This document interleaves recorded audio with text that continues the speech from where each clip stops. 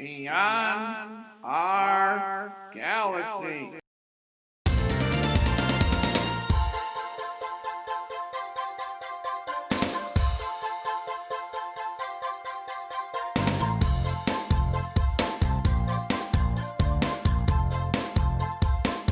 Hey Pete, don't you think NASA's benefits are out of this world? Yeah, Jack. I think they have some of the best benefits in the world. So, Pete, where are you going to retire at when you leave NASA? Well, do you remember Trust 4, don't you, Jack? Yeah, I remember that planet. What about it? I love to party, so I hear that planet is a great party planet. Like, what kind of party are you talking about, Pete? You know I love to drink lots of Jack Daniels whiskey, and I could do that on Trust 4 all day long. That sounds like a little bit too much partying for me. What do you think, Joe? Me, Jack? I still want to retire in Hawaii where it's warm all the time. Hey, Joe, why not retire Planet Venus? I hear it's warm all year long, too. No thanks, Pete. That's a little bit too warm for me. And the journey continues.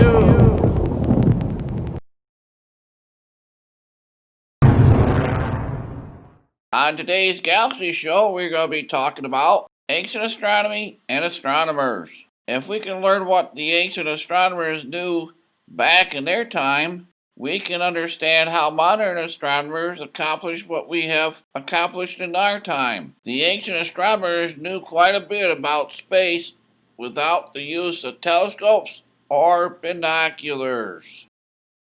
The ancients knew about the 4 seasons.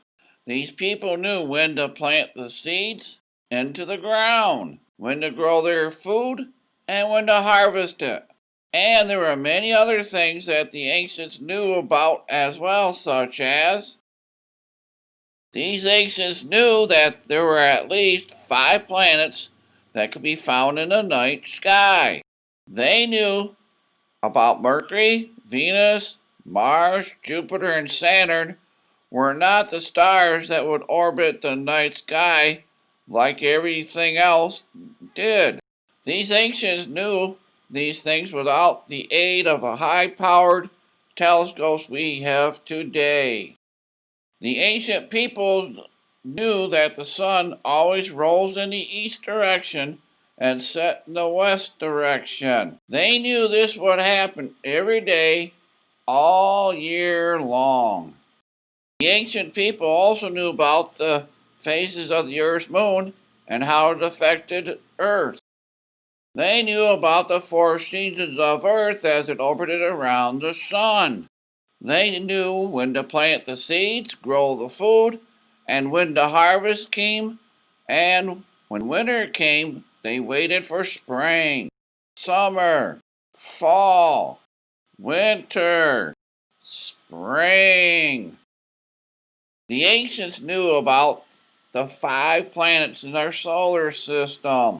Just imagine for a moment what you think the ancient astronomers would react to seeing the big telescopes like Mount Wilson or even the Hubble Space Telescope. How would they have reacted? Well, it's that time again to pour yourself a warm cup of coffee and sit right back down there in the easy chair, relax, and enjoy the next few pictures of space. Oh, wow. This is going to be so cool.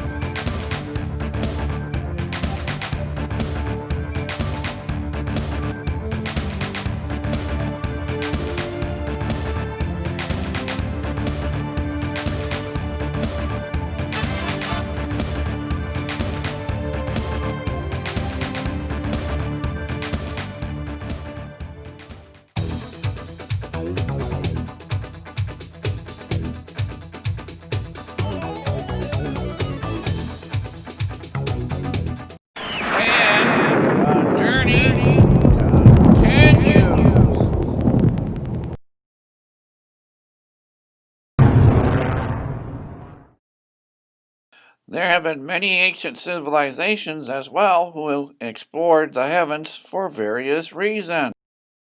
We are briefly going to talk about the following ancient civilizations that were Babylon, Mesopotamia, and Egypt. We are going to talk briefly about the first ancient civilization we just mentioned in the list of 3, ancient Babylon. The period of time would be around 2000 BC. Here's a map of the location of ancient Babylon. The ancient Babylonians worshipped the moon. The ancient Babylonians had their own priests who performed the ritual rites to worship the moon.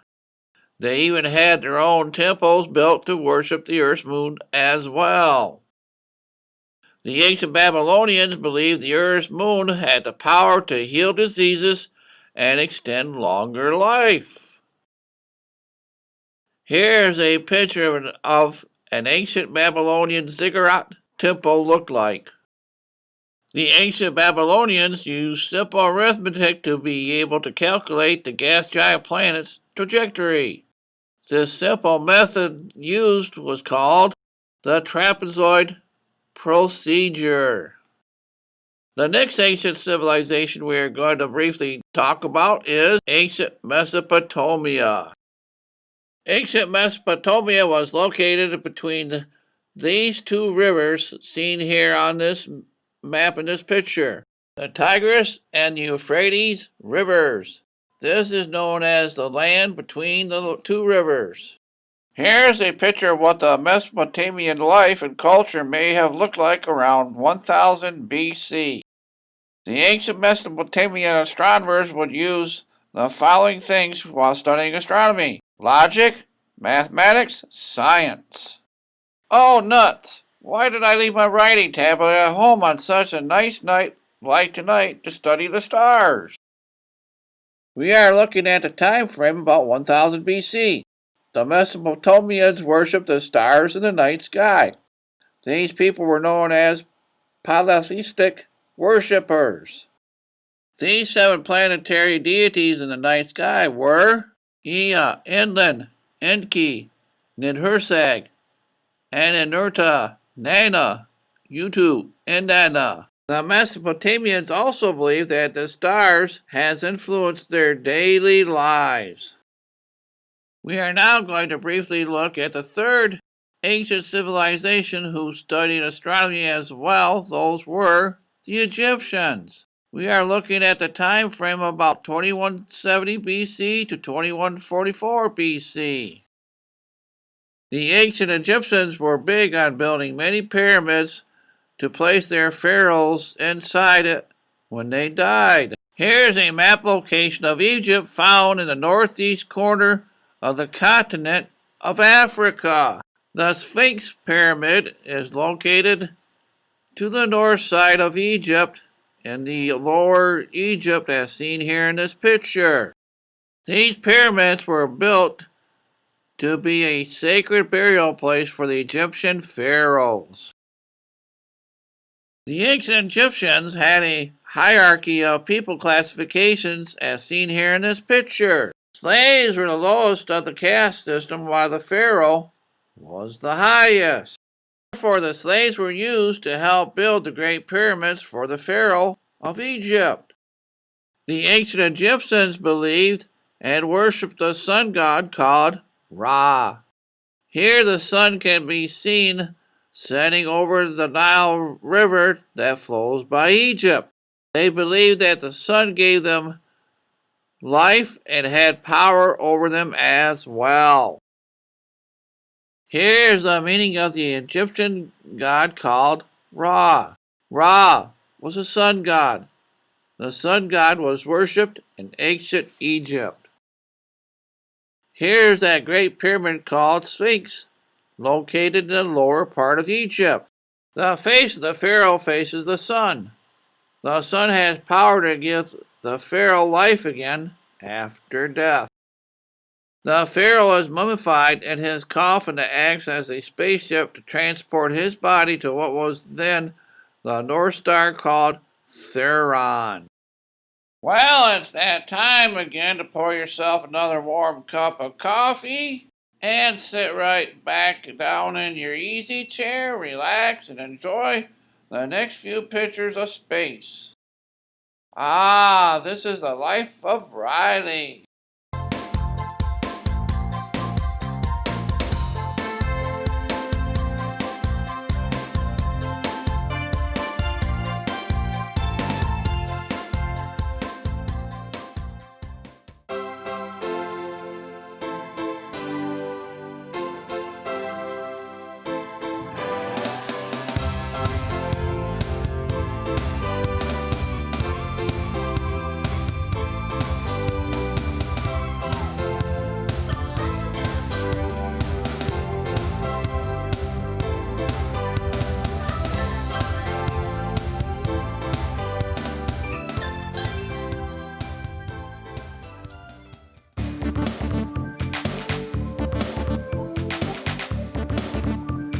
Hey gal, look at me. I can float in space.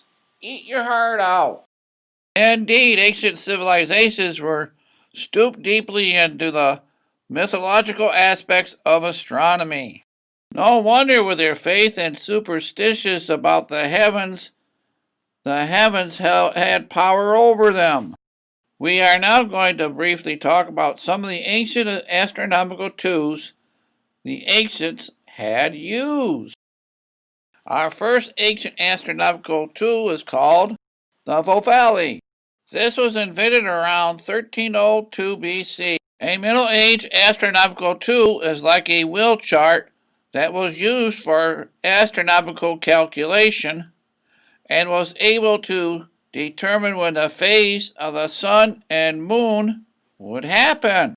Spanish astronomer Roman Lul, 1232 to 1315. Mathematician, polymath, philosopher, and logician. This man invented the Volvali. Our next ancient astronomical tool is called the Zodiac Man. This ancient tool is a star chart of the zodiac. The man's body parts were coincide to the zodiac constellation, also known as the sign of man. Believe it or not, astronomer Claudius Ptolemy created the Zodiac Man, AD 100 to AD 170, Egyptian astronomer, mathematician, and geographer. Egyptian sundial, created in the 13th century. The purpose of the Egyptian sundial was to tell time when the sunlight was in the apparent position in the sky. The Egyptian sundial was invented by the Turkish astronomer Theodosius of Bithynia from 160 BC to 100 BC. Turkish mathematician and astronomer. The celestial globe. Thales of Miletus is credited with creating the celestial globe. This is when the objects of the night sky are seen when Earth is at different positions. Thales of Miletus invented the celestial globe. Well, it's that time once again to pour yourself a nice warm cup of coffee and sit right back down in your easy chair, relax, and enjoy the next few pictures of space.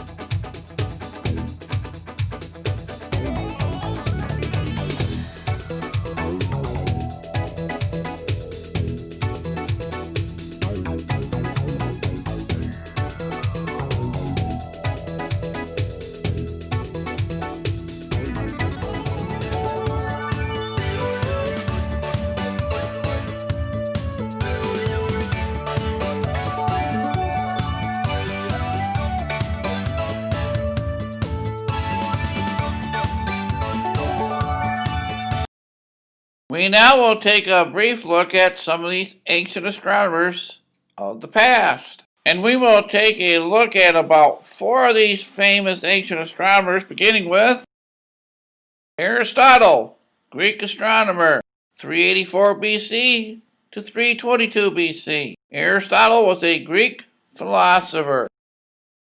Aristotle was a student and follower of Plato. Aristotle believed that the earth was round. He also believed that the earth was at the center of the solar system.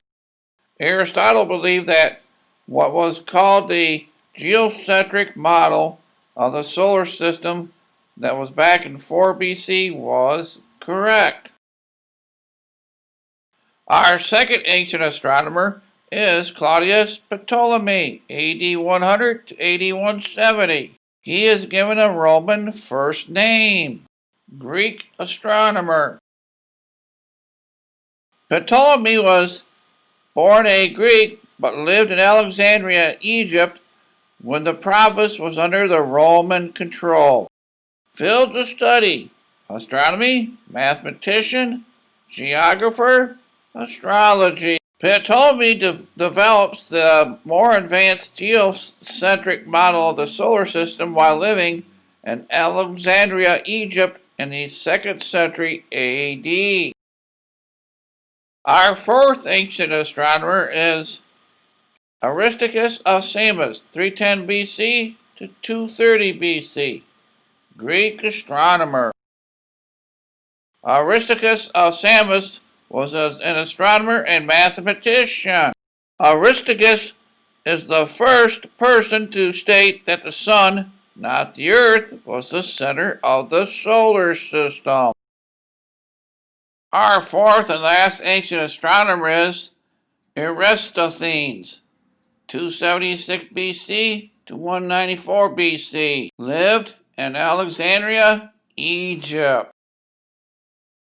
Eratosthenes was born a Greek but lived in Alexandria, Egypt. Fields of study: Greek polymath, mathematician, geographer, poet, astronomer, music theorist. Eratosthenes is best known to determining the Earth's size is actually some 25,000 miles big. He becomes the chief librarian in Alexandria, Egypt. Well, it's that time once more to get yourself another warm cup of coffee. Sit right back down in your easy chair, relax, and enjoy the next few pictures of space. Go, Mr. Producer, go!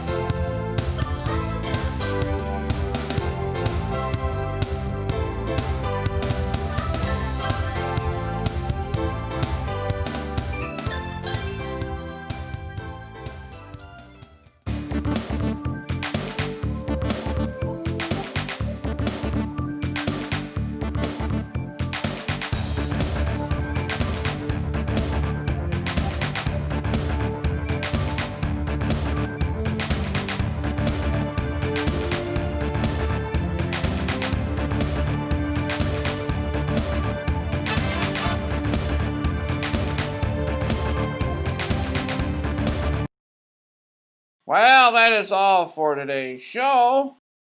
Hey, wait there for a minute, Mr. Producer. We're not done yet here. What do you have in mind, you Borg? I'm going to prove to Captain Kirk I have excellent eyesight. Just watch. Okay, Borg, read the 11th line of this eye chart. Watch this, Kirk. FEZ, QC, RTO. How's that, Kirk?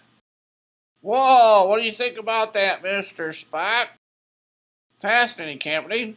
But that doesn't help us from getting Ptolemy back. Here, here, Mr. Spock, I agree. Steady course, Mr. Zulu. Aye, aye, Captain. Steady as we go. I suggest, Captain, we should plan a strategy here to get Ptolemy back. Come on, Kirk. The Borg loves challenges. Don't worry, Borg man, I've got something up my sleeves. Kirk, Spock, please help me. I don't want to be a Borg. And